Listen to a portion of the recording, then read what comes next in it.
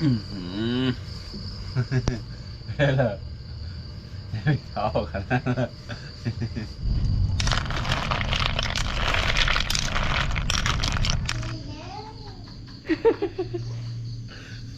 พอถือเจอไอ้ลักลีพลังจะละกะหนามันนะพอถือเจอ มือจับหรอ สบายดีพ่อแม่พี่น้องเมื่อทุกคนเด้อสบายดียามแหลงทุกคนอยู่บ้านเช่าไทยไปได้เดี๋ยวหอยอันนี้ทุกคนเช่าไทยยี่กินนะอันประมาณ3-4 ทิศเลยทุกคนเป็นเดินเช่าไทยกินหอยนี่นะนี่เขาต้องเอิ้นว่าหอยอันหอยขี้กระต่ายบ่ทุกคนนี่แต่บ้านเช่าไทยมันไม่ได้หอยนี่ทุกคนส่วนล่างนะคันได้ก็ได้จะได้หอยอันนี้ทุกคนบ้านเช่าไทยจะได้นี่หอยนี่ทุกคนหอยเซอรี่นะหอยกินข้าวนะทุกคนนี่แต่ถ้าห้อยอันขี้กระต่ายห้อยอันนี้นะทุกคนบ้านเช่าไผ่มีได้เช่าไผ่ซื้อเอาได้เลยทุกคนหมดนี่นะ50 บาทโหลหนึ่งดีกินแห้งๆนะก็เลยซื้อนี่เดี๋ยวมาหาดังไผ่ก่อนคำมือจ้ะ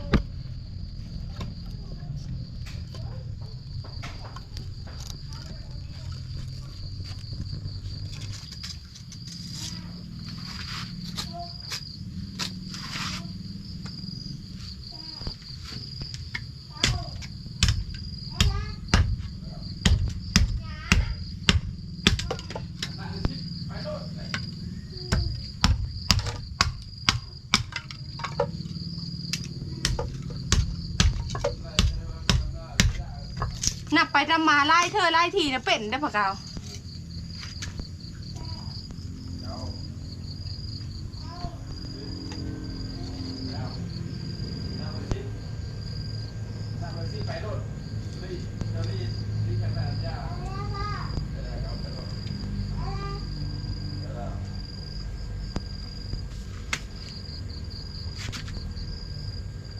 ขับมาแล้วยุงไล่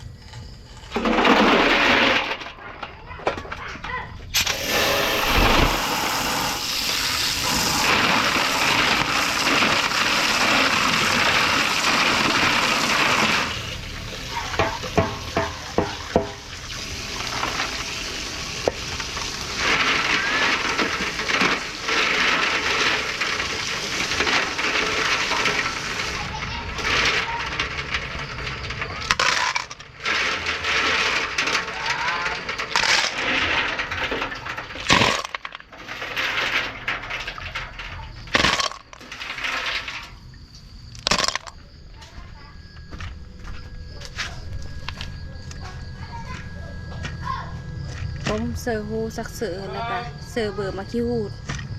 แต่ก็เอาชาวผู้ไทยมีเคยกินเซอร์เบอร์มาคิวดเลยทุกคนต้มนั่นต้มนี้หรือว่าต้มแกงกันไม่ได้เซอร์ทุกคนแต่ว่าบัดไปอยู่เฮินเขาหญ้านะ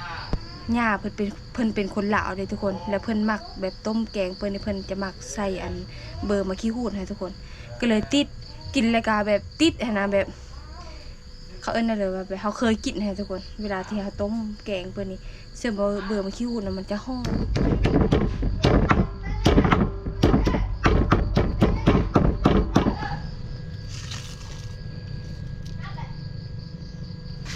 แล้วไปว่าก็เชฟวงห้องขยะ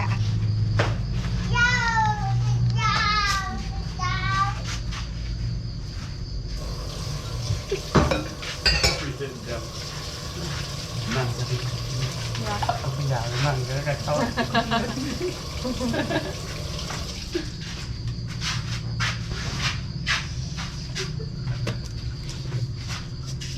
ไม่ได้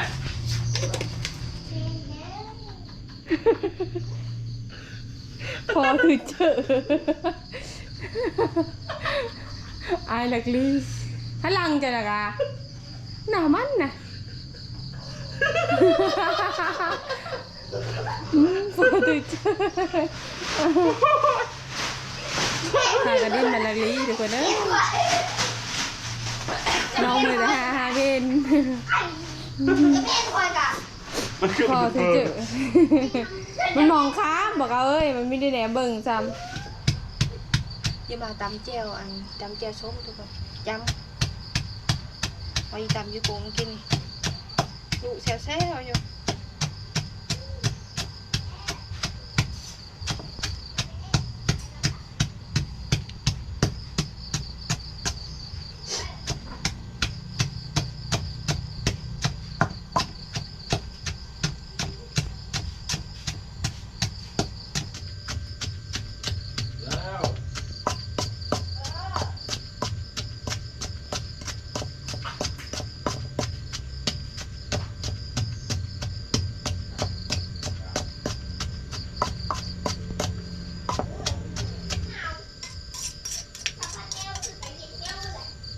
หนาว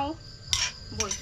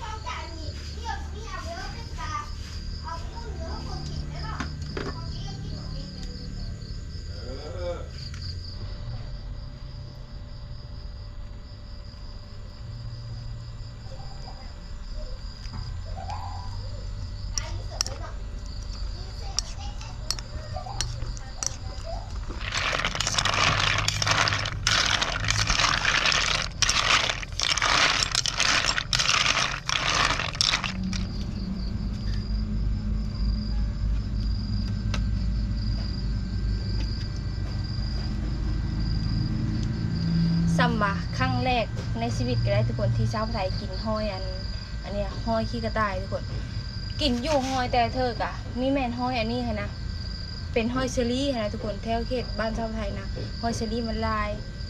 แต่โซไลก็กินแต่ห้อยเชอรี่โซไลนะห้อยเชอรี่นะมันก็แซ่บอยู่แต่มันเปิ้ลค่ะทุกคนห้อยเชอรี่นะมันกินง่ายกินเปิ้ลแต่ว่าเฮาก็เอามาคั่งคือกันแต่มันก็ยังเปิ้ลคือเก่าทุกคนห้อยเชอรี่นะเวลาที่เรากินนะแต่ว่าเขาเจ้าว่าห้อยอันนี้นะห้อยขี้กระต่ายเนี่ยมันมีเปิ้ลมันสะอาดนะแบบจิ้มนะกินได้ทางแบบกินได้หมดเลยกินได้ทางขี้นะก็เลยซื้อมาลองเบิ่งมันครอบโคน้อยนี่กินได้อยู่ทุกคนแต่ถ้าครอบโคใหญ่นี่กินไม่ได้เลยเพราะว่ามันแพง50,000นี่กินได้ประมาณคนกินได้ประมาณ2 คนทุกคนแต่ถ้าผู้กินหลายๆก็คือคนเดียวกินพอดีอิ่มแต่ถ้าแบบผู้กินจีน้อยก็คือ2 คนกินแล้วก็พอดีอิ่มแต่ถ้าแบบครอบครัวใหญ่ก็คือมีพอกินต้องซื้อประมาณ3 โหลทุกคนโหลหนึ่ง50,000ต้องซื้อประมาณ3 โหลทุกคนจะพอกินนะอันนี้ชาวไทยซื้อแต่โหลเดียวเพราะว่าอยู่ซื้อแรกก็ไม่ได้เงินแล้วก็โตเห่ากับครอบครัวน้อยแน่กินแบบกินชำนี้ก็พอกินเลยนะดำโหลนึงก็พอกินเลยตอนเช้าไทยดังไพเอ็ดกินนะกำลังค่ำทุกคนแต่เดี๋ยวนี้ก็คือค่ำมืดเป็นทีเรียบร้อยค่ำไหวเลยดูสายเช้าไทย2 คนก็คือเสียวก็คือทุกคนพากันดิ้นมากุ้งกี้อยู่2 คนนะอันนี้ได้คู่กันทุกคนคาเชื่อคนเดียวเนี่ยก็คือซีเงาเลยอันนี้จะเพิ่น2 คนเลยก็พอดีแบบฮู้เฮงฮู้นะแต่ว่าห่างกันไล่เติบได้อันบักผู้อ้ายนะพอดีครบรอบ10 ปีกับผู้น้องกับพอดีครบรอบ6 ปีลื่นกัน4 ปีทุกคนอ้ายนะลื่นน้องนะ4 ปีพอได้แต่ว่าแบบว่าโฮเฮงโฮนะเกือบซ้ำกันในคู่มือนุ่งเครื่องนะนุ่งจะนุ่งนำกันเลยทุกคนดูสาวไทย2 คนนะดิ้นก็จะดิ้นกันแต่ส่วนลายก็ดิ้นนำกันแน่แล้วก็พิษกันแน่เลยทุกคน2 ไอ้น้องดิ้นเลยจะได้กับตีกันจะได้กับผู้1หายจะได้กับผู้2หายบางเธอกะประสาทแดกบางเธอกะจริง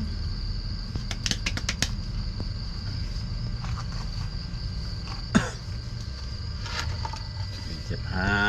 มีเท้าโอ้ย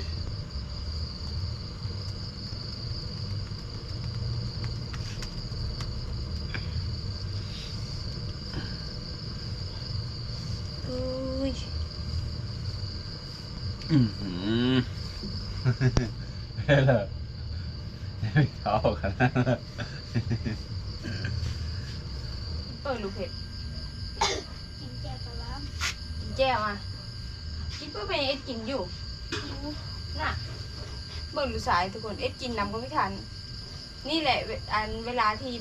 เรากินข้าวอะไรไม่เห็นเขากินน้ำนะสาเหตุคือบางเธอเขาเยอะเขา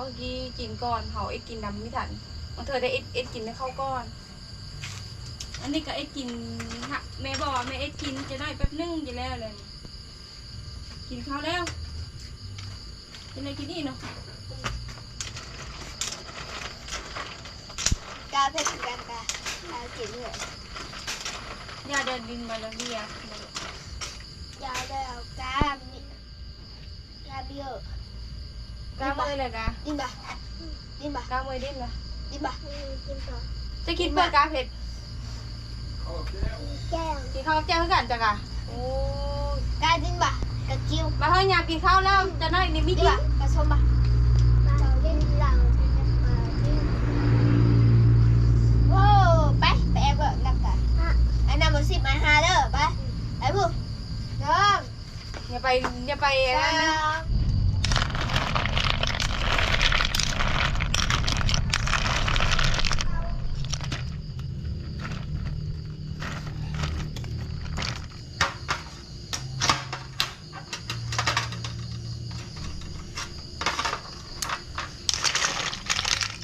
หอยเฮาสุกแล้วจ้า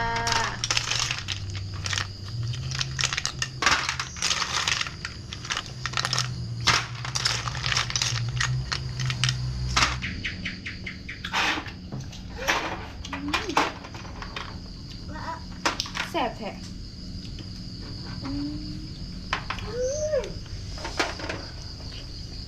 เฮ้ยแล้วมาก่อนแซ่บก่อน น้องแซ่บ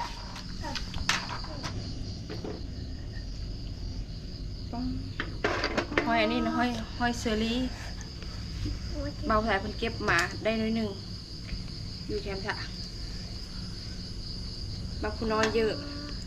กินหอยตัวนี้บ่เยอะก็เยอะตัวใหญ่ได้คนเยอะเลย โอ้ยไอ้พอเอาหมดเลย พอดีเต็มปากจะเลยเลยจ้ะ ไปเลย เออแม่เอาเหอะแป๊บนึง ฮ้อนหรือมันฮ้อน แม่เอาตายังฮ้อนอยู่โอ้ย โอ้ยแบ่งครึ่งเอาไว้ซอยนะ ซอยแบ่งเครื่องแม่แบ่งเครื่องน้องก็เยอะพวกไอ้ก็เยอะชิงกันมันเติมพดรูย้ำนี้แหละเจ้าอ้าวของเจ้านะอ้าวจับเจลอ้าวของอ้ายจับเจ้า โอ้ย มือจับหรอ ปลา โอ้ โอ้ ย เต็มป่าเวียนท่าเปิดเลยท่าเขาซุกกินเกือบครึ่งนึงเลย ว่าอู้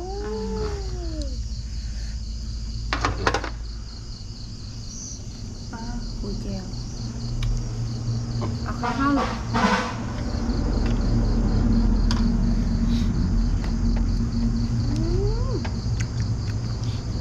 เป็นย้อนบ้านเฮาไม่ได้บ่มันจึงแสบเนาะเอาไหนเพิ่นกระเพาะทุกคนงดหอยทรงนี่ มีคนว่า โอ้หมูสามชั้น คือเหลือหมูกรอบเหรอ หมูสามชั้นนี่ อืม โอ้ เอาข้าวเด้อหิวข้าวเด้อ เขาอืมแซ่บเลยหนูค่ะ